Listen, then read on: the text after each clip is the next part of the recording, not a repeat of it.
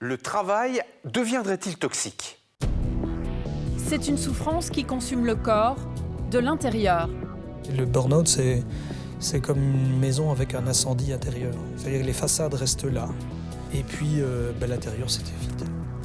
Le corps souffre, l'humeur change, sans comprendre ce qui arrive. Le fait de changer de personnalité, ça a été loin. J'étais quelqu'un que je ne voulais pas être. À fond dans leur travail, ils manquaient de recul.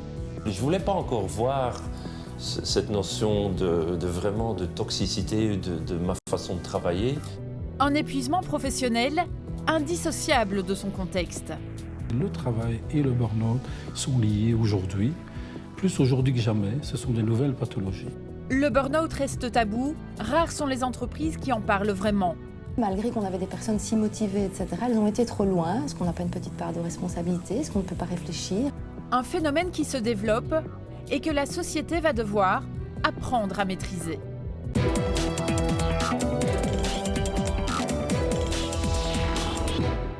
Bonsoir à tous. Le burn-out est un phénomène dont on parle de plus en plus, mais le connaît-on vraiment? Ceux que nous avons rencontrés ont été touchés par l'épuisement professionnel à un moment donné de leur carrière. Il leur a fallu des mois pour s'en sortir, car à force d'avoir pillé leur corps de ses ressources, il a fini un jour par se figer. Burn-out, quand tout s'arrête, c'est un reportage d'Axel Noirom avec Thomas Quinet, Samuel Lerat, Marc Malinus, Lénie Andrieux et Catherine Burton. Un tourbillon les a emmenés dans une vie à 300 à l'heure. En faire plus, toujours plus vite. Pas le temps de se retourner, jusqu'à s'oublier. J'étais tout le temps en train de courir, pressée partout. J'avais le temps de rien faire. Dans sa vie d'avant, Véronique était numéro 3 dans une entreprise internationale. Souvent en voyage, son agenda débordait de rendez-vous. Elle ne décrochait jamais du travail, elle en faisait toujours plus. Jusqu'au jour où tout s'est arrêté, en pleine réunion. Tout d'un coup, j'ai eu... je ne sais pas ce qui m'est arrivé. J'ai observé quelqu'un qui avait une attitude qui ne me plaisait pas dans la réunion, alors que c'était quelque chose de tout à fait anodin. Et j'ai senti monter une grosse colère en moi, tout à fait inhabituelle, quelque chose de très sanguin, au point que j'ai préféré choisir de sortir de la pièce plutôt que de rester. Et en fait, quand je suis sortie, je ne suis jamais plus revenue. Enfin, en tout cas, j'ai mis 3-4 mois avant de revenir. Une colère qui s'est également emparée d'Isabelle. Quand le burn-out s'est déclenché, cette manager de 39 ans était devenue quelqu'un qu'elle ne voulait pas être. Mon comportement avait complètement changé. J'étais irritable, j'étais susceptible. Et puis alors, je ne dormais plus. J'étais très fatiguée et j'ai commencé à avoir des maux de tête, des maux de ventre. Donc ça c'est le corps qui a commencé à me rappeler à l'ordre. Et tout s'est amplifié très vite. La jeune femme ne parvient plus à lever la tête du guidon, jusqu'au jour où elle comprend que cela va beaucoup trop loin.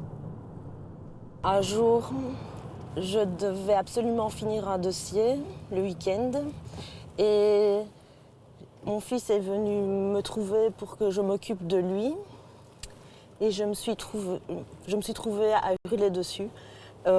Finalement, c'est lui, ce petit bonhomme de 4-5 ans à l'époque, qui a, ramassé toute la colère, toute la frustration que j'avais parce que je n'étais pas d'accord avec le travail qu'on me demandait de faire. J'estimais que c'était pas moi qui devais le faire et malgré tout, j'ai quand même réalisé ce travail.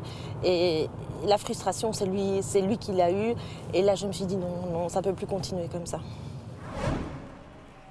Le burn-out s'empare des corps insidieusement. Il les épuise et les vide. Un mal profond qui choisit bien ses victimes. Philippe en a payé les frais et ce n'est pas un hasard. Le burn-out n'arrive pas aux personnes qui se foutent de leur travail, ça arrive aux personnes consciencieuses, les personnes qui aiment le travail bien fait, les personnes qui ont envie de faire plaisir aux autres, à rendre le travail dans les temps, etc. Donc quand on a une éducation où on a toujours voulu Prendre les choses dans les temps, faire ses devoirs correctement, etc. C'est vrai qu'on est beaucoup plus, propice.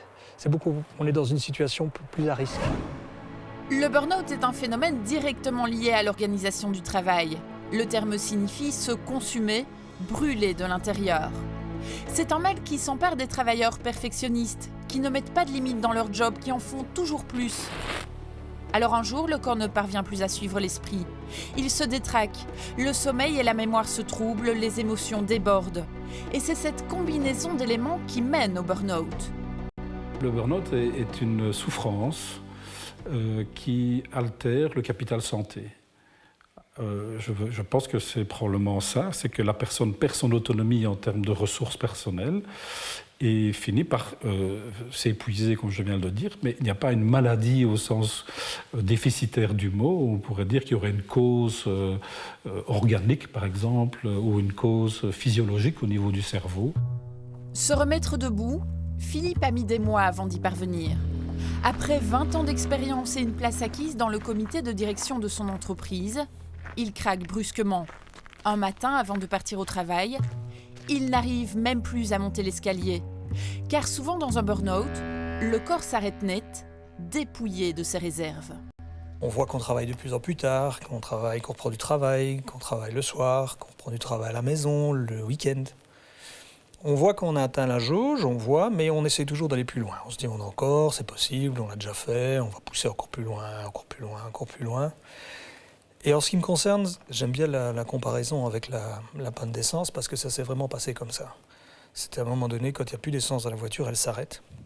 Et un matin, avant d'aller travailler, je montais les escaliers pour me rendre dans la salle de bain et là, je me suis arrêté en plein milieu des escaliers. Alors ma femme qui était dans le salon m'a dit « Écoute, ça va, qu'est-ce qui va ?» Je lui ai dit « Écoute, je ne sais plus, je ne sais plus monter. » Elle m'a dit « Mais c'était à ce point-là, c'est d'être complètement à l'arrêt physiquement. » À 45 ans, Philippe est convaincu que c'est juste un coup de fatigue. Le travail qui hante les nuits, la nervosité croissante, les maux qui se multiplient. C'est son épouse qui doit tout expliquer au médecin de famille car Philippe ne veut pas voir ces signes. C'est le déni total. Et le fait effectivement de l'entendre dire tout ça face au médecin, déjà la réalité s'est vraiment présentée en face. Là j'ai complètement craqué. Je me suis effondré, j'étais en pleurs face au médecin. C'est un peu comme si en fait, on était démasqués, on a perdu la bataille, on laisse tomber les armes, on arrête. On ne sait plus quoi faire, on a perdu. Celui qui souffre d'épuisement professionnel le vit comme une inavouable faiblesse, une culpabilité profonde de ne plus arriver à tout mener. Et Véronique, cette cadre hyperactive, a dû y faire face aussi. Et puis un jour, contrainte et forcée, elle s'est enfin posée. Au moment où vous êtes en pleine action et qu'on vous dit subitement « stop », c'est pas possible. C'est pas possible. Moi, je me suis jamais arrêtée. Et comment l'avez-vous vécu ? Presque comme une trahison. Je m'en voulais à moi-même, en fait. Je m'en voulais de ne pas avoir la capacité, la force, le courage de continuer. Je m'en voulais d'avoir un corps qui ne me répondait plus, d'avoir de la fatigue qui m'envahissait. Et puis, j'ai commencé à dormir. J'ai beaucoup dormi. Je passais des heures à dormir. Au départ, je culpabilisais de ça. Et puis, au fur et à mesure, j'ai vu que ça me réparait. Parce que c'était une réelle réparation. Donc, j'ai accepté. Et quelque part, je me suis laissée aller à cette réparation. Une réparation qui est aussi passée par la peinture et l'écriture, comme pour se libérer d'un ressenti qu'elle ne parvenait pas à exprimer, à partager. La vie est une histoire de tiroir. Ma vie est une grande armoire. Dès lors qu'elle comporte le tiroir étiqueté burn-out, il est essentiel à présent que je l'ouvre complètement, afin de le mettre à nu et le vider pour vous en présenter son contenu. Et face à un phénomène dont on parle beaucoup mais qui reste malgré tout peu connu, le tiroir du burn-out est souvent confondu avec celui de la dépression. À tort, car le mécanisme de base est bien différent. quand on parle de burn-out, on interroge souvent le clinicien en disant « mais quelle est la différence avec la dépression ?» C'est bien entendu qu'on peut faire un burn-out associé à une dépression et vice-versa. Je reste persuadé que le burn-out est une entité à part entière, liée au travail, et que les personnes qui en souffrent disent clairement, vivement que je rentre à la maison vendredi soir. Et le dimanche soir, ce sont des personnes qui se sentent envahies par des larmes, rien qu'à l'évocation de reprendre le travail.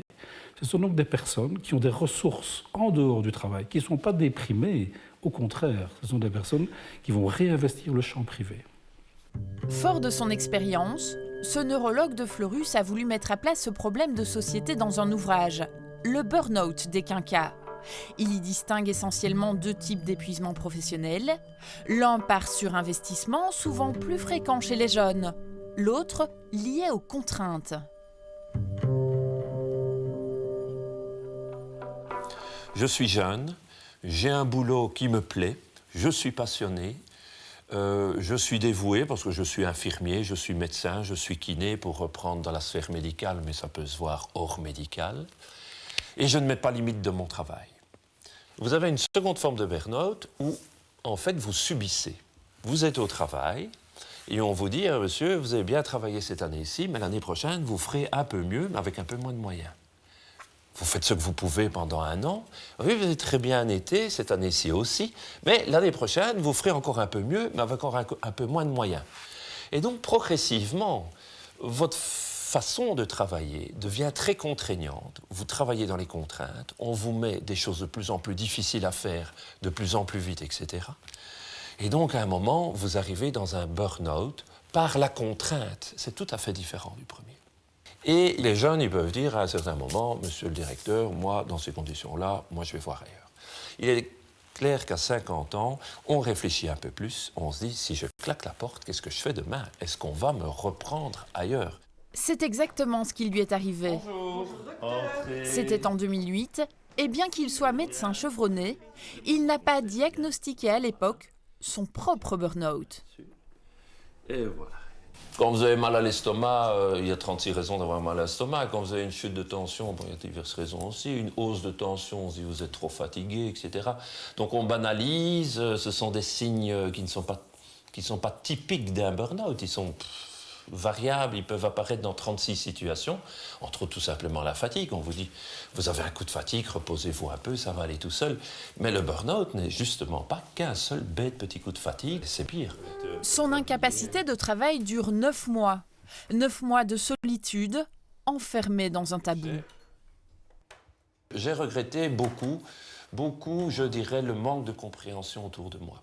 Je ne parle pas du familial, bien entendu, au niveau familial, pas de problème. Mais au niveau des collègues, au niveau de ma direction, au niveau du médecin du travail, je n'ai été écouté nulle part. Personne ne voulait voir mon problème. Tout le monde me disait, c'est un coup de fatigue, reposez-vous, ça va repartir après. Et pourtant, moi, je pressentais bien que c'était l'organisation du travail qui me pesait. Je vous dis, 20 minutes la consultation, c'est un exemple, entre autres. Des journées interminables, des responsabilités très lourdes. Et donc, personne n'a voulu comprendre que j'étais en difficulté. Au fil des ans, les choses évoluent, tout comme la loi. Depuis le 1er septembre, la notion de burn-out apparaît dans notre législation. La Belgique est d'ailleurs le premier pays européen à définir ainsi les risques psychosociaux. Valérie Pousset est juriste. Elle a coécrit ce nouveau texte. Jusqu'à présent, les seules procédures qui existaient pour le travailleur, c'était les procédures violence-harcèlement. Et donc, tous les travailleurs en souffrance utilisaient ces procédures violence-harcèlement pour toute problématique, même pour ce qui n'en était pas, mais parce qu'il y avait souffrance. Et donc, du coup, on a décidé effectivement d'ouvrir toutes les procédures individuelles aux travailleurs qui estimaient subir un dommage à leur santé psychique du fait de leurs conditions de travail. Et donc, quelqu'un qui serait en burn-out a effectivement maintenant la possibilité d'introduire ce qu'on appelle une demande d'intervention psychosociale, soit informelle, soit formelle. Et avant, ce n'était possible que pour les problématiques de violence et de harcèlement. Et si la société prend davantage en compte ce phénomène, c'est parce qu'il coûte cher, très cher. Certains estiment le coût global de l'absentéisme à 1 000 € par jour et par employé. Et les absences liées au stress ont doublé en à peine une décennie. Donc désormais, l'employeur doit prendre en compte le burn-out dans sa politique de prévention. La loi bien-être est vraiment une loi qui met l'accent sur la prévention collective. Et donc, d'une part, l'employeur, avant de prendre des décisions dans le cadre de sa gestion, dans le cadre de son organisation du travail, doit effectivement s'interroger de savoir est-ce que ces décisions pourraient causer des dommages à la santé psychique des travailleurs. Comme quand il introduit une nouvelle machine dans son entreprise, il doit se demander est-ce que cette machine peut causer des dommages à la santé physique du travailleur. Eh bien ici aussi, il doit se poser les mêmes questions, mais à un autre niveau, au niveau des dommages psychiques. La prise de conscience du phénomène burn-out se fait lentement. Mais comment réagissent les entreprises? Comment s'en sortent les victimes? On y répond après ceci.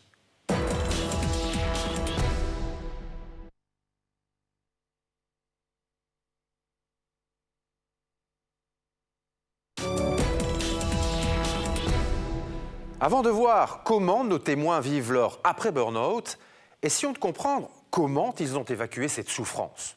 Dans tous les cas, la reconstruction a pris des mois. Le repos, une profonde remise en question et un changement culturel dans les entreprises semblent être les armes les plus efficaces contre ce phénomène qui toucherait 5% de la population active. Pour sortir d'un burn-out, il n'y a pas de remède miracle. Se forcer à ne plus être dans l'urgence perpétuelle pour se reconstruire. Un suivi thérapeutique ou un coaching permettent par ailleurs de modifier certains de ces mécanismes de fonctionnement. Faire ce qui est réalisable sans excès, lâcher prise, comme le fait Jean-Émile, le neurologue. Après quelques mois, j'ai senti que tout revenait, que je retrouvais le goût de travailler. Et ce n'est pas suite à des antidépresseurs. Je n'ai pas pris d'antidépresseurs. Simplement le repos, la remise en question, des bons conseils, revoir les choses autrement et un changement d'optique. Nous retrouvons maintenant Isabelle, la jeune maman qui avait craqué face à son petit garçon. Il y a quelques mois, elle reprend le chemin du travail une première fois d'abord, mais trop vite. Elle replonge pendant 5 mois. La première reprise a été assez difficile. J'avais vraiment une grosse crainte parce que je retombais dans le même environnement, dans le même travail et j'avais peur du regard des autres. Par contre, donc j'ai repris le travail, j'ai rechuté et lors de la deuxième reprise, là, je m'étais armée de façon à appréhender les choses d'une meilleure façon et ça s'est bien déroulé. Bonjour. Ça va et toi ? Un retour au travail qu'elle n'a heureusement pas vécu seule. Sandrine représente la cellule sociale au sein de cette entreprise. Son boulot, aider et accompagner le travailleur en difficulté.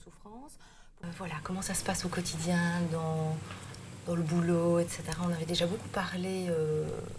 Ensemble, elles reviennent sur ce qu'a vécu la manager surinvestie. Dans le cas d'un burn-out, le gros souci, c'est que le travail est devenu une drogue. Et donc, on doit traiter cette problématique comme si on faisait de la désintoxication. C'est pas quelque chose d'anodin. Et le fait d'être accueillie par Sandrine m'a aidée à me réinsérer. C'est vraiment de la réinsertion.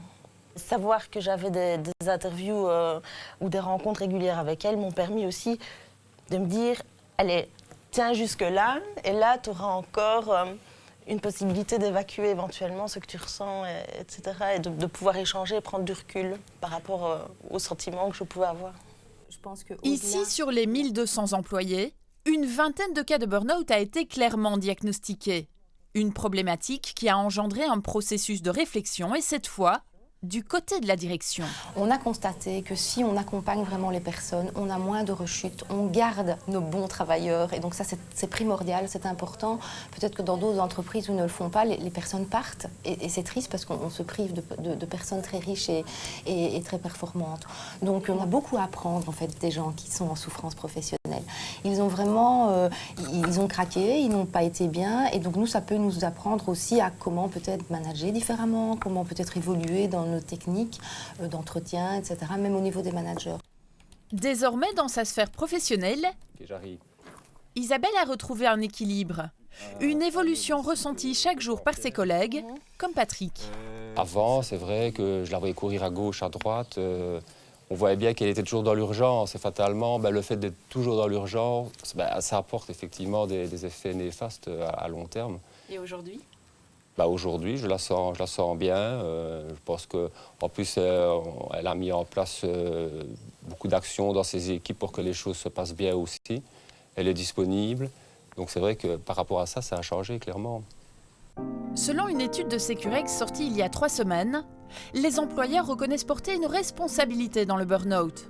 Près de 80% d'entre eux admettent que la recrudescence des cas est directement liée à l'augmentation de la pression au travail. On récolte 30 années de résistance au stress. C'est comme ça que je vois les choses, c'est-à-dire que là où il était de bon ton de s'investir, on disait d'ailleurs que la notion de résistance au stress était une qualité requise pour travailler. Aujourd'hui, on voit des personnes qui ont lutté pendant des années et qui finissent par ne plus pouvoir le faire. Donc c'est vraiment la résultante de cet épuisement, quelque chose qui finit par habiter le corps, si vous voulez, qui fait que le corps n'est plus à même de répondre au contexte dans lequel on est. Il y a peu de temps, cette femme n'est justement plus parvenue à maîtriser le stress au travail. Nous sommes dans le centre de tri de TNT. Nicole est responsable du transport de produits dangereux, un poste à haute responsabilité. Avant qu'on mette quelque chose à bord d'un avion, tout doit être parfaitement contrôlé, vérifié, documenté, étiqueté, et on doit être sûr qu'il n'y a aucun danger potentiel. Donc, les marchandises dangereuses se transportent parfaitement bien par air, mais uniquement si toutes les règles ont été appliquées. Alors ça, évidemment, de temps à autre, ça amène des moments de conflit. Quand j'ai ressenti que j'étais dos contre le mur, pour ainsi dire, et que mon équipe en souffrait aussi, j'ai demandé à TNT de me donner une formation pour mieux gérer ce genre de situation. C'est le coaching préventif qui a aidé Nicole. Lorsqu'on veut réellement mettre du changement en place, il n'est pas question de dire juste « Ah ben tiens, je vais comprendre ce que c'est que le stress, je vais comprendre ce que c'est que le burn-out ». Ça ne suffira pas. Une manière d'améliorer le contexte et l'organisation du travail, mais aussi les relations au sein de l'équipe. Ça vous va ça? Sur toute la journée, on vérifie ensemble les techniques de communication qui vont vous permettre justement de ne pas être dans cette émotion, etc. et de voir, tiens, qu'est-ce qui serait possible de faire à la place. Ça va, Nicole? Ça vous va, ça? Très bien. Cet outil de prévention vise à limiter le risque de burn-out. Une prise de conscience collective qui passe aussi par des changements individuels. À partir du moment où ces managers sont formés, il est clair que du coup, il y a de nouvelles perspectives, des nouveaux modes de fonctionnement. Et du coup, ils vont ensemble vers plus de performance, plus d'efficacité, plus de productivité même. La coach va tenter de cibler les dysfonctionnements du système pour y remettre de l'ordre, mais aussi du sens, de l'humain et de la créativité. Grâce à ces techniques, Nicole dit se sentir beaucoup mieux. Grâce au coaching, on a pu changer des façons de travailler ensemble et je pense qu'on s'entend mieux dans l'équipe. Et c'est plus facile aussi de parler de certaines choses. Quand on sent qu'il y a quelque part une tension qui est en train de se créer, mais il y a bien un de nous trois qui dit « stop, il faut qu'on règle ça d'abord ». Nous voici à présent chez l'employeur de l'année 2014. Une entreprise qui va vers un vrai changement culturel. Leitmotiv, un collaborateur qui se sent bien et bien plus performant. Du coup, pour plus de résultats, la société encourage les pauses. On s'est rendu compte que le monde change, le rythme du travail s'accélère, la pression sur la performance s'accélère. Et donc nous, en tant qu'employeurs, on doit prendre notre responsabilité et on doit accompagner et outiller nos collaborateurs à un plus grand bien-être. À la cantine, des places sont établies par un nutritionniste par rapport à leur valeur énergétique. Les horaires sont flexibles, le télétravail encouragé. Dans les bureaux, des cours d'ergo-coaching sont donnés pour un meilleur maintien du corps. Ça, 10 minutes par heure, et c'est déjà très bien pour votre corps. 10 minutes par heure. Avant de poursuivre sa journée, Marion, elle a choisi un moment d'intense détente. C'est une bonne interruption, comme ça, quand on retourne au bureau, on a pu vider sa tête, on recommence, on est bien frais comme ça. Et son professeur n'est autre qu'un de ses collègues. En dehors, Majid est assistant à l'école européenne de massage. Ici, il est ingénieur de projet. Un ingénieur qui donne des cours de shiatsu au sein de son entreprise, c'est particulier. C'est très très particulier, effectivement. C'est agréable parce que je veux dire, nos hobbies, enfin, nos à côté peuvent venir aussi se pratiquer au travail. Donc c'est assez agréable, effectivement. Ça casse la journée aussi. Ça cache la journée, je pense que oui. Pour tout le monde. Oui. Tout le monde ici ressent un petit peu plus apaisé, plus calme et un peu plus d'énergie pour l'après-midi. Dans les couloirs de l'université de Liège, ce soir-là, nous croisons Carole, elle aussi en quête d'une autre énergie. Je viens à une séance de pleine conscience, des séances qui ont été d'une grande utilité dans le cadre de mon burn-out, donc que j'ai connu il y a plus ou moins 1 an, et pour lequel j'étais en incapacité de travail plus ou moins 6 mois. Bien loin d'un espace cosy, nous arrivons dans une salle de cours. Car l'objectif est de pouvoir utiliser la méditation de pleine conscience en toutes circonstances et en toute discrétion. Moi, j'étais toujours avec me matraquer. Oui, il faut, je dois. Donc, je mettais énormément de pression à moi-même. La bienveillance, je ne connaissais pas. Le jugement, tout le temps dans le jugement. Donc, ça a vraiment changé ma philosophie de vie. Et donc, tout me paraît plus facile, plus léger. Actuellement, cette méthode est particulièrement prisée par les personnes touchées par le burn-out. Et à nouveau, il se peut que notre attention soit attirée par des sons autour de nous, des pensées. Enseignée ici par un psychothérapeute, la technique repose sur la prise de conscience du moment présent, sans se projeter dans l'avenir ou anticiper des événements. Tu as cette idée que la méditation serait un moyen de ne plus penser. Ah, ne plus se laisser emprisonner par ses pensées. Ne plus se laisser emprisonner par les pensées. Oui, ce n'est pas ne plus penser, mais que Exactement. les pensées ne soient pas limitantes. Une pratique qui vise à mieux gérer le stress et à prendre de la distance. Je me sens relaxée, je me sens bien avec moi, dans mon corps. C'est un état qui est temporaire, mais c'est vrai que parfois, je ne pratique pas très souvent, mais c'est des états qu'on peut reproduire chez soi assez facilement, même 5 minutes dans sa voiture. Je reprends l'exemple de tout à l'heure.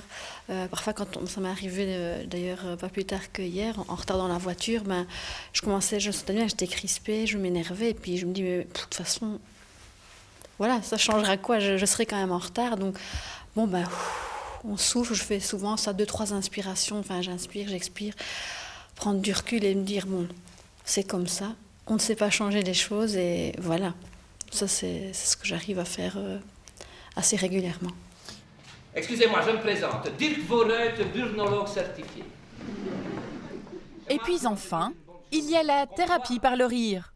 Curieux de ce nouveau mal de la société, ces 2 comédiens ont choisi d'aborder cette souffrance sur les planches. Burn-out, j'en ai ras-le-bol qu'on vienne me parler de burn-out. Non mais vous vous rendez compte qu'il y a des gens qui font 15 km à pied tous les matins pour aller chercher de l'eau? Ça va pas la tête, de quoi est-ce qu'on se plaint ici? D'un côté, il y a des gens qui pleurent parce qu'ils n'ont pas de boulot, et de l'autre, ceux qui pleurent parce qu'ils en ont trop. Non mais... On n'a pas envie de donner de leçons, on ne donne aucune leçon. C'est une pièce qui propose en effet différents aspects, et je pense que le burn-out, ou en tout cas ce qu'on en dit aujourd'hui, on sent que c'est encore un terrain de réflexion, un terrain d'exploration, mais surtout un vrai questionnement de civilisation, de système, et ça c'est fort. Cynique, caustique et humoristique, les sketchs confrontent le travailleur à son quotidien, qui parfois déborde. En fait, le corps, c'est comme une grande usine chimique que tu dois comprendre ce que tu dois faire avec tout ce bazar. Ah ouais. Si tu ne fais pas attention à l'offre et la demande, tu craques, tu tombes en faillite. Le burn-out, c'est la maladie du trop. Et on est dans une surcharge d'informations où on n'arrive plus à faire le tri entre ce qui est essentiel pour soi. Or, on n'est utile à soi d'abord et au monde que si on va bien. Au bout du processus, loin du tumulte, Véronique Lauer-Kinger est finalement parvenue à réconcilier corps et esprit. À 43 ans, elle redécouvre sa vie. Je vois la vie autrement. En fait, je vis. Parce que j'estime que jusqu'à présent, c'était pas réellement la vie. Je portais un masque, je jouais un rôle du manager. C'est très bien, il faut travailler, il faut vivre. Mais à un moment donné, si on continue à porter un masque, on oublie qu'en dessous du masque, il y a quelqu'un. En l'occurrence, on s'oublie soi-même. Et c'est vraiment le burn-out qui vous a permis de reprendre conscience de vous-même? À mon sens, oui. Parce que je suis allée chercher au fond de moi-même des choses que j'ignorais. Donc quelque part, je suis allée fouiller en moi pour retrouver et donner un vrai sens à la vie. Et comment vous sentez-vous aujourd'hui? Bien, différente, moi. Un renouveau vécu par Philippe également. Son burn-out lui a donné l'occasion de se retrouver, de mieux se comprendre et de s'écouter.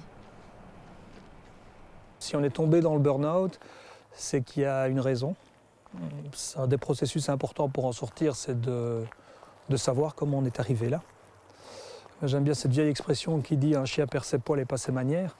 Donc il faut toujours essayer de faire attention à tous ces indicateurs qui nous ont fait plonger et s'octroyer régulièrement justement des périodes de calme, des périodes de sport, etc. pour éviter de retomber systématiquement dans nos anciens travers. Donc faire un burn-out, c'est excessivement difficile, mais sortir du burn-out en ayant compris pourquoi on est tombé dedans, ça nous rend plus forts. Ça permet d'éviter de retomber dans les mêmes pièges. Et pour les éviter, sa famille, ses amis, ses collègues placent des garde-fous quand il va de nouveau trop loin. Car après le burn-out, la vigilance est de tous les instants pour que plus jamais le travail n'emprisonne. Des compagnies d'assurance couvrent désormais le burn-out en vue de garantir un revenu à ceux qui en souffrent. Le stress continue à faire des ravages. Selon une étude européenne, 80% des managers s'y disent confrontés, mais une entreprise sur 3 seulement met en place des procédures de prévention. Avec l'évolution de la loi, les choses devraient changer, les mentalités aussi. C'est la fin de cette émission. Merci de votre confiance et de votre fidélité à Reporter et au travail de ses équipes. Très bonne soirée à tous.